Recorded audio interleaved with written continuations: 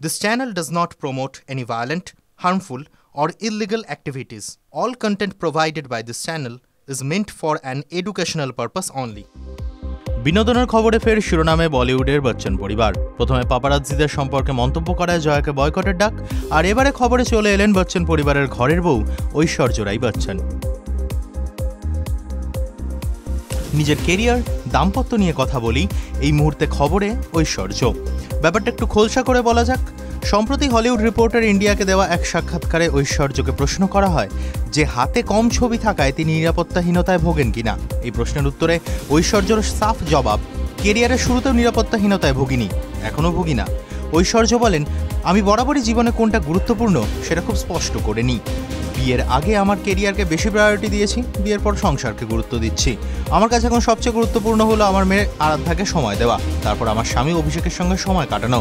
তাই অন্য কিছু নিয়ে নিরাপত্তাহীনতায় ভুগি না, বেছে বেছে ছবি করি। ঐশ্বর্য এক ঢিলে যেন দুই পাখি মারলেন।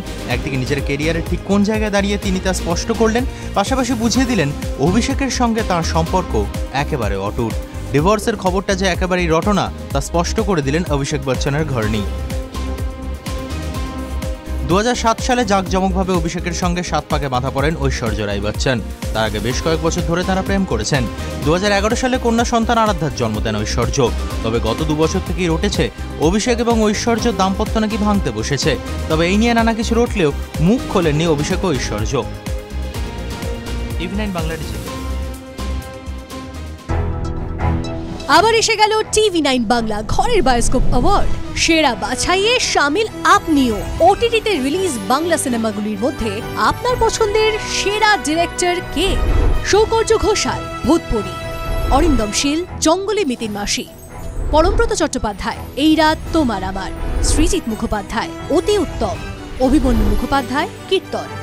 tv9bangla.com/ ঘরের বায়োস্কোপ সাইটে গিয়ে ভোট দিন আপনার পছন্দের সেরা ডিরেক্টরকে। TV9 বাংলা ঘরের বায়োস্কোপ অ্যাওয়ার্ডস আসছে TV9 বাংলায়।